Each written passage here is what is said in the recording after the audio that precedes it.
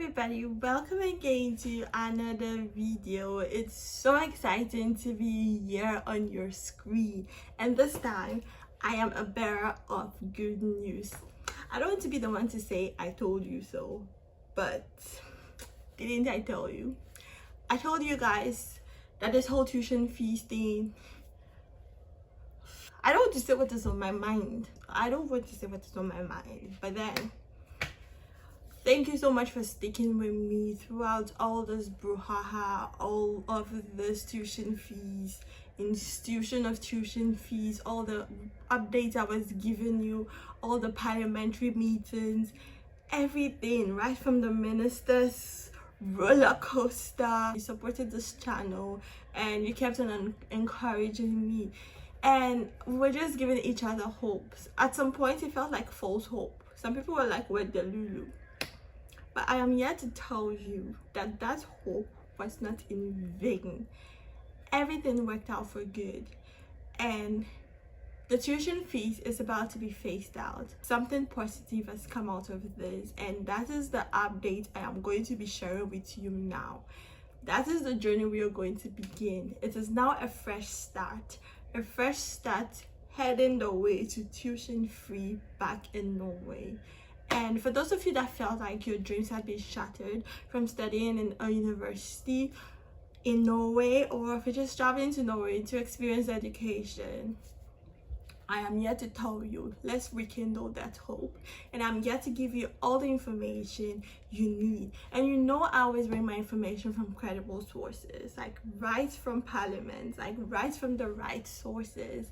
And be sure to get all the information that you need on this channel. And just with that, if you're yet to subscribe, don't forget to hit the subscribe button. And this is the time you would want to turn on your notification bell, because the updates you'll be receiving now is updates for good. And should we get right into the video, or should I continue saying I told you so? Let's get right into the video.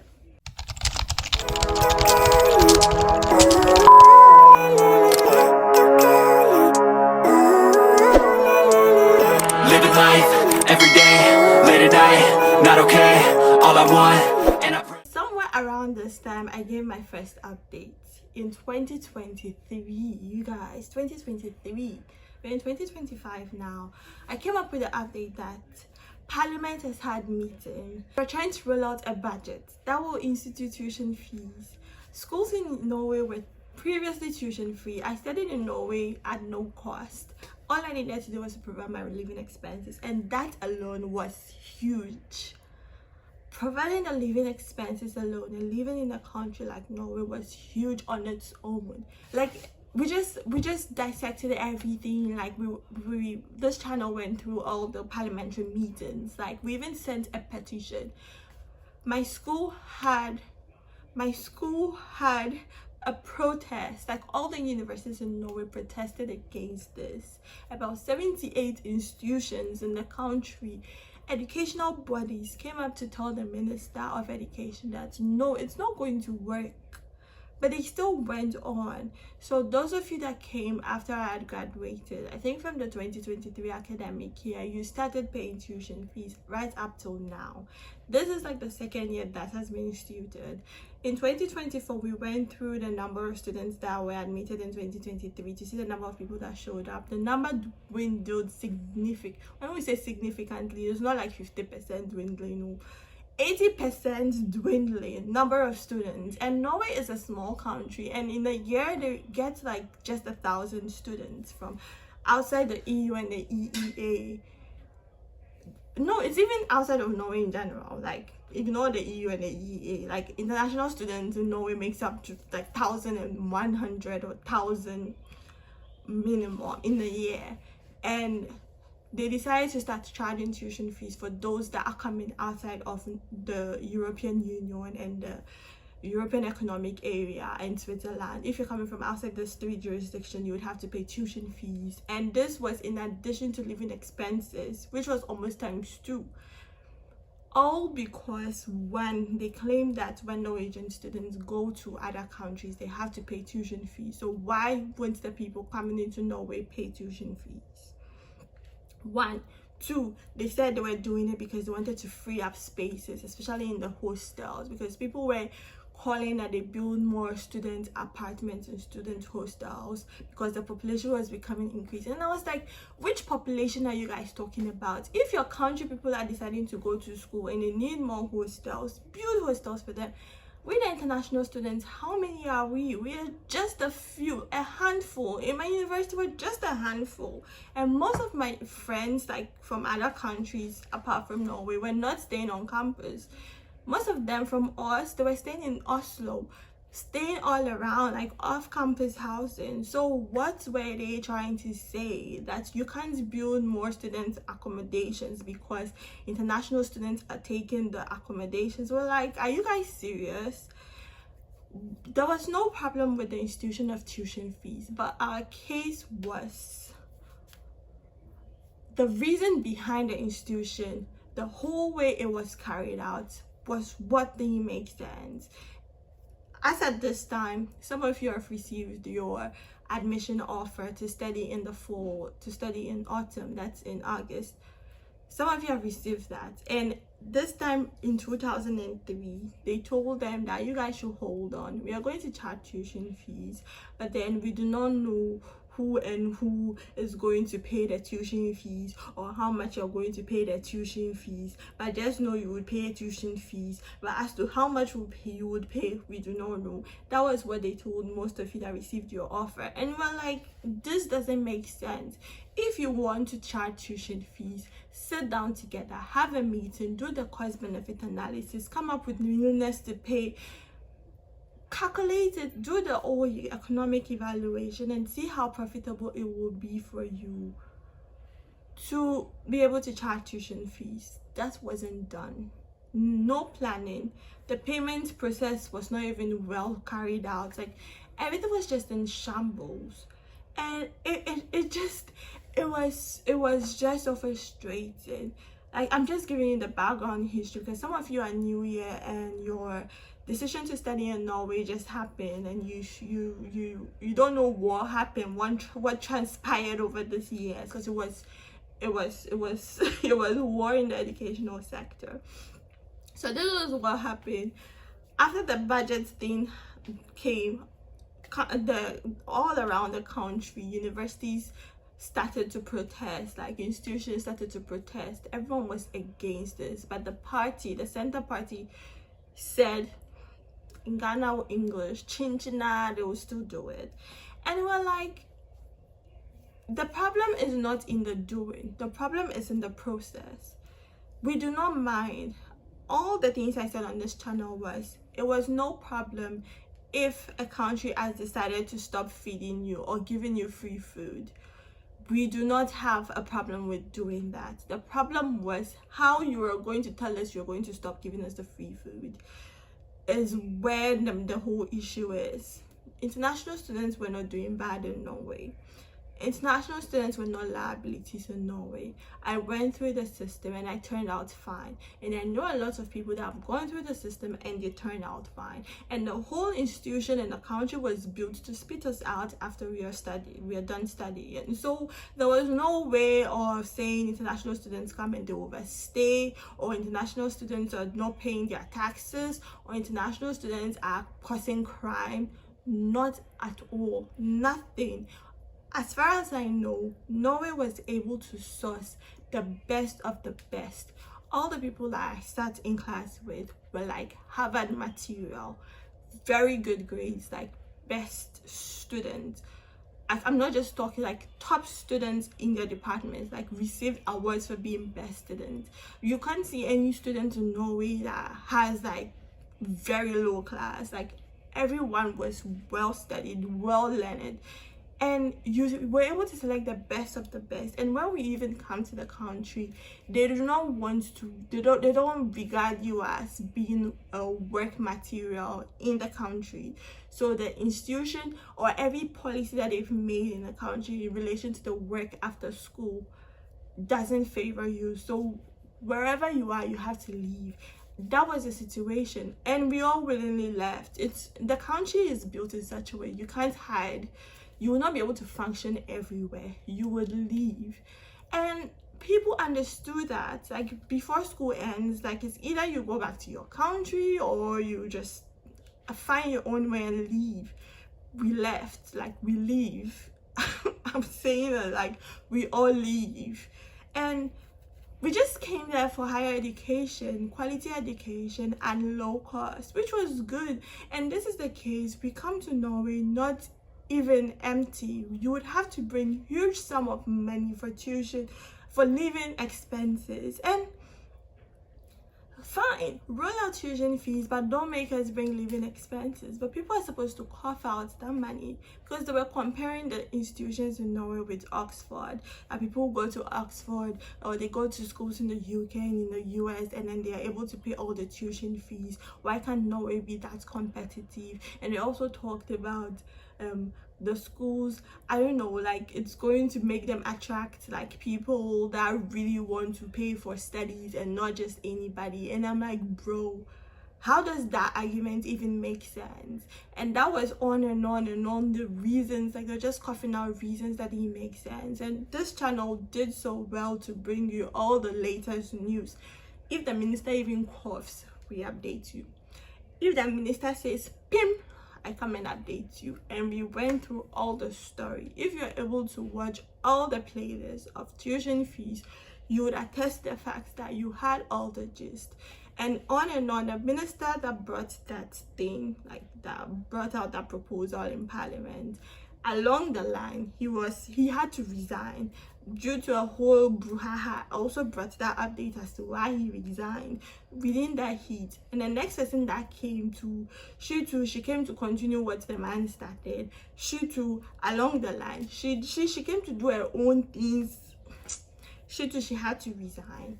And another person has come again. But then we are now grateful to the new minister. Like, in the previous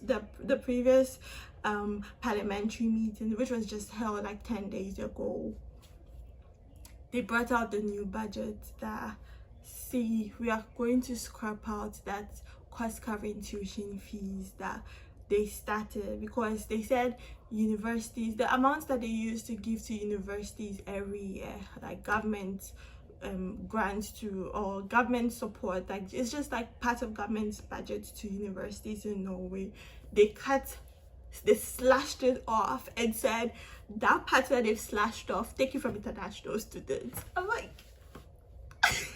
how many international students come to your country? Like, that's the whole case. It's like I'm even short of words. How many are we in my class? We're just 1, 2, 3. We're not a lot, because most of the courses in Norway that are international students friendly, what we would want to do in most of the universities they are not taught in English.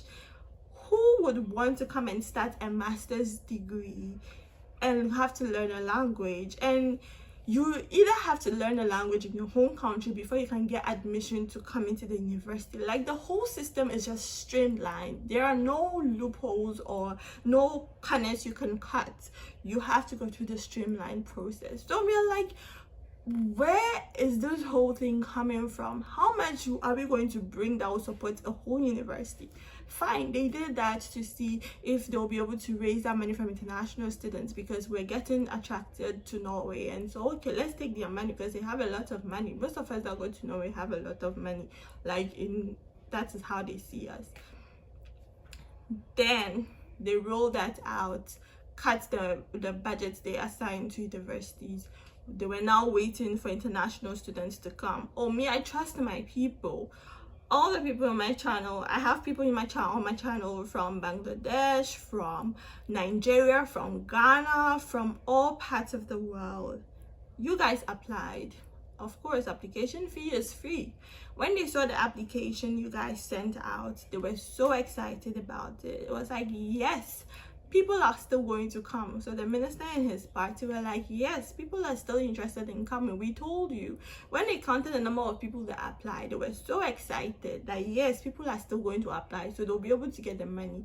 They thought they had a last laugh. But I trust you guys, and in this channel we kept on saying, and I kept on telling you guys that if you're going to go and pay this money into this country that will not even give you returns for your money after, there is no essence. And a lot of you agreed with that and said no, there was no way you are going to pay tuition fees, and you don't even get post-study. Like, you have to leave after you are done with school. Like, the post-study, before you even get your 1 year post-study visa approved, you would have to wait for about 6 months of, that's the waiting time for them to approve your post-study visa. So you're just there in limbo as to whether it has been approved or not. And before you can even get a post-study visa, you would have to show an amount of 300,000 Norwegian kroners. That's 300,000 plus. I'm the one like giving it a round figure, like almost 300,000 Norwegian kroners to show in your account or your job contract that yes, you have enough money to take care of yourself for that 1 year. Like, the whole process surrounding studying in Norway is just draining and drenching, and the only compensation for going through all those struggle is having to study there for free.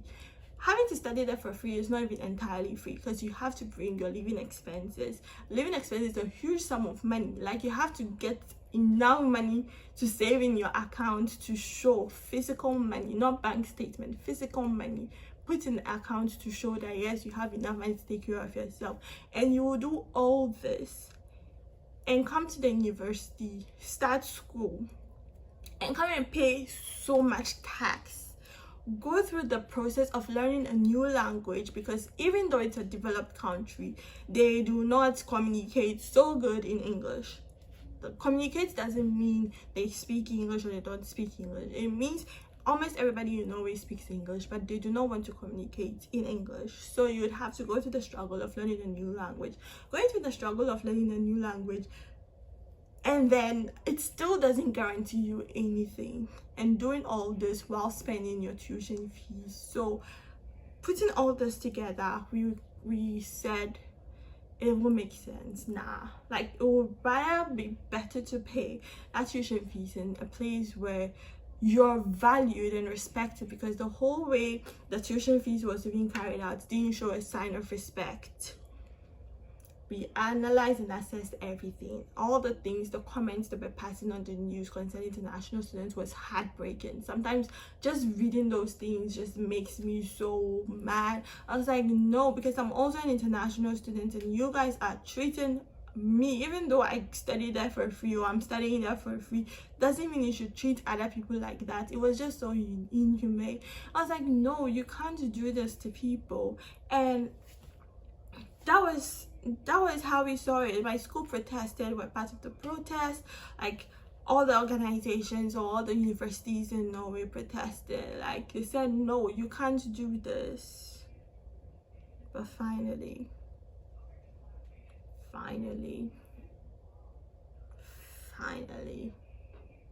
like, sometimes it's still like a dream. I'm like, let me wake myself up from the dream. How is it possible that they want to cancel this whole thing? And so now the thing that you're trying to institute is, let's give the universities autonomy to be able to charge their own tuition fees. Let them assess how much they think students coming to the university can pay, which is the biggest sensible, let me rephrase that again, which is the most sensible thing I've ever heard. International students do not have a problem paying tuition fees. I am studying in the US. I pay tuition fees. In my country, I pay tuition fees. Why do you think we do not want to pay to study? The process of searching for knowledge, we know it comes at a cost. People that value knowledge do not have a problem paying tuition fees. Even people that do not value knowledge, like studying, still pay tuition fees. But then it's just the way you do things right. So now they've come up with a proposal to just tell the universities that you can charge tuition fees based on what you feel is okay. It's still the same as before. They do not know how this will be carried out. They do not know how much the tuition fees will be. They do not know what it will entail, who is covered, where it will be, but all we know is they want to scrap tuition fees. And this is coming from Parliament because the number of international students have dwindled by 80%. For a country that received 1,000 international students every year, they were currently receiving 100 and something. Like, how sad. How sad. Like a whole country number of international students that fly across your border, just 100 and something. Fine, 100 and something, that's all good. Well, one will boast or say that each person is going to pay at least 100,000 kroners on average, 100,000 kroners per year times 2 years. So that's 200,000 kroners per person times 120 people. They should be earning 24 million in 2 years. That's 12 million every year. 12 million every year. 12 million every year. For more than half of the students are on scholarship, and the rest are even EU students and EEA, and the rest are exchange students. So you can, in your whole university, the number of students that will be paying tuition fees can be only 3. 3 students times 100,000. That's just 300,000. What can 300,000 kroners do in Norway for universities? Like 300,000 kroners. What can that do for a university? Like, things are very expensive. 300,000 kroners is just like $30,000, and this cannot do anything. The amount government cuts from the universities is more than the amount they were now getting in revenue from the universities. And some of the students come after a year, they can't continue paying tuition fees. It is hard. You can't say you would come secure yourself for 1 year tuition and then you come and work in Norway and raise that money. It is hard. If any of you have been able to go to Norway and you're able to do this, please hit me up because I want to know how you did it. How did you? Because you can't. Like, you can't. You can work 20 hours per week, but the amount students are paid is not up to. It's just like in the US and in the UK, you would struggle, and the jobs are not there like that, like other countries, because language barrier and everything just makes it so hard to get a job. How were you surviving? Like, to eat? Hi. That's a whole different thing altogether, a whole different level. People had to go through this, and because universities could not meet up with the cost, they said they should charge the cost covering tuition fees from students. The students too were not coming. Universities couldn't meet up with this cost. They decided to shut down those courses that would have otherwise been more international students in. And during this, they had to now lay off some of the staff, because why should we keep on employing you when we don't need you? We can't guarantee that we'll need you again in the future. So a lot of departments were closed. I brought updates on that, about the courses that had to be discontinued because of this whole tuition fees rollout. Some universities didn't even get even one international student. Even one international student. None that they will say, well, at least they're getting small money. No international students came, so no money for them that year. No money from government. They were just left. Budget cuts hit them so hard, and now it doesn't just make any sense. Putting all those monetary distance aside, it just spoiled the internationalization of the country or of the university, because it doesn't make the university grow. Fine, you're getting students from your country in your school, but what are they learning? Are they learning about other people in different parts of the world? But sometimes just sitting down in class with people from different backgrounds just changes the whole narrative, and it was just so boring, like seeing the same people from your country like in the school. It's just like you being in kindergarten all over again. And even now, some kindergarten have international students, and your university, it's just you. It just made everything class discussion. I wonder how development classes will be, because in my development classes we used to have like different point of views for certain topics, and they just ruined all of that because of institution of tuition fees. Well, there is no point crying over spilled milk. Everything is coming to an end now, and I am here as always to bring you updates as it's when they drop in. Now Parliament is on recess for summer break, but updates will still be coming along the line. And this time around, a very interesting thing is going to come on in my channel. If you've watched this far, I'm not here to tell you to subscribe, but I am here to tell you your girl got into a PhD program in the US, and I'll be taking you on my PhD journey. So I'll be taking you on my PhD journey, that on one side, and on the other side I'll be bringing you updates on Norway's tuition-free movement. So now we're going to be getting two sides of things: my journey as a student, as a PhD student, life in the US in general, and I'll be sharing my experiences about my life in Norway, and I'll be telling you guys how, those of you that still want to go to Norway, how you can just navigate things, because life in that country, Norway is a very beautiful country, but living in Norway is a whole different ballgame altogether. I always say this, but I'm here to just like give you all the advice you need. And this video has become so long, but then thank you so much for watching this video to this point, and don't forget to hit the subscribe button. Don't forget to please don't turn off the notification bell. Don't forget to turn it on if you've not turned it on. Bling bling, because as soon as I drop an update, you want to be the first to see it. And let me know if you what other content you want about the United States, and I will drop all of that for you.